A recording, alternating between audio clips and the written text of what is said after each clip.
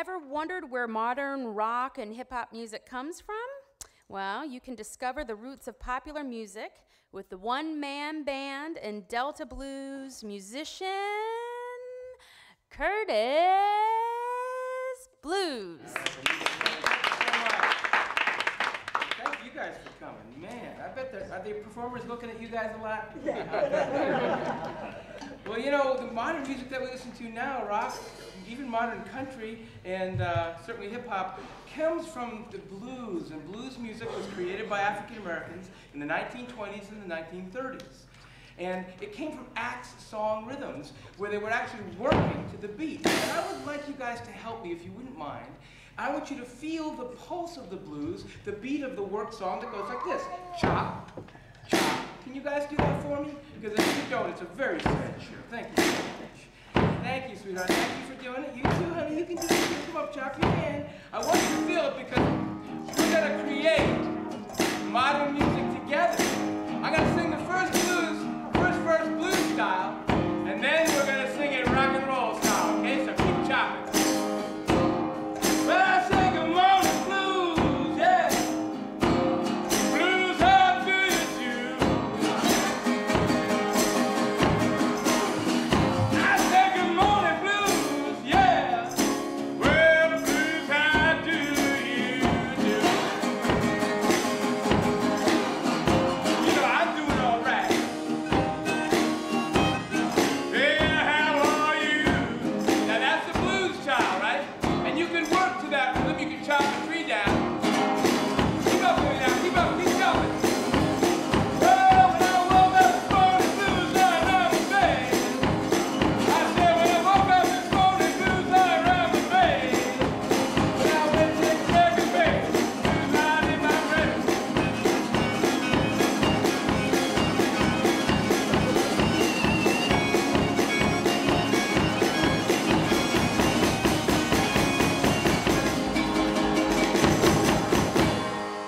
Good job! Did you feel the difference? Did you feel the difference? Can you imagine if you had to work all day? You'd probably want to work with that beat. Chop, chop. But maybe if you're cleaning up your room, then you could have that rock beat. Make sense? Now, this is the loudest guitar before the invention of the electric guitar. It's a metal guitar called a resonator guitar. And I like it because it's got cones inside, like speakers in a speaker cabinet. Listen to how it sounds. Would you like to see it up close? Here you go. Let's scare the boys. Watch this. And it can get really loud at any time. But this is an expensive guitar, and blues artists weren't able to really afford these guitars. At first, they would have to build their own. And the first thing that they found to build a guitar out of was a little box they found lying around. Just like this. It's a guitar made of a box. And most guitars, when you think of it, really they are kind of like boxes, aren't they? They've got something that resonates. Listen to this guitar.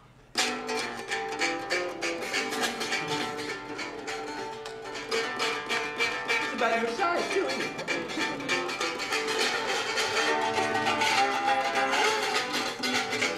Well, she make good biscuit. You know, she make them nice and brown. She makes best biscuit in the whole town. She's my turkey-legged woman. You know, she's my turkey-legged woman. Well, let me tell you people about a turkey-legged woman of mine. Not too bad for a little box guitar. Now, when you get to the age of dating, and I hope that's a long time away for you folks, don't use that word, turkey-legged woman, on a date. That's not work today. Apparently back then it was a big compliment. Who knew today? Now, before they even made a cigar box guitar, sometimes they would make a single-string diddly bow by taking a wire from a broom, and they would put it at the top and the bottom of a barn door. And that would resonate on the barn door. Now, remember how I told you these metal guitars have these cones like pie plates that amplify the sound? I looked around my kitchen, found a cookie top, and then that sounded pretty good.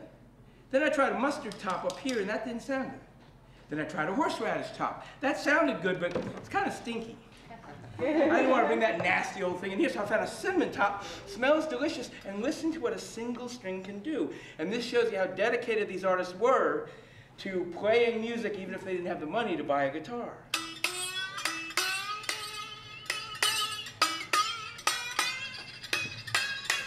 How you girls doing up here? Thank you for coming.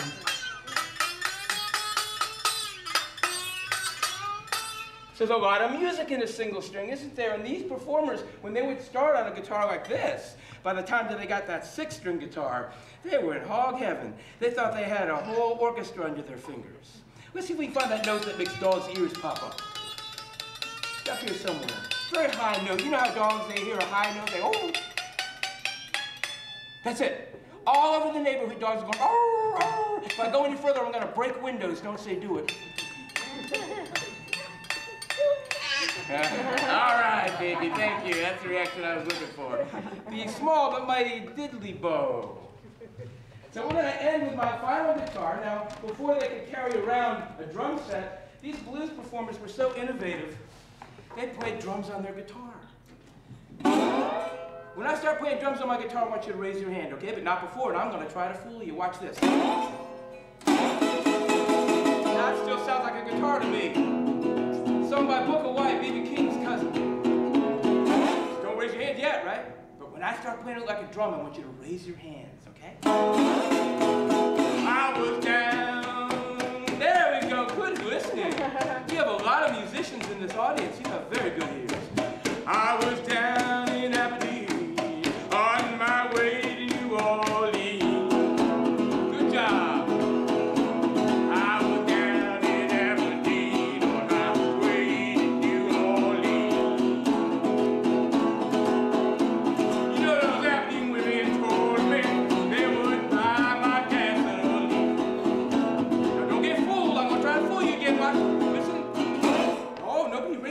You are very good. Well,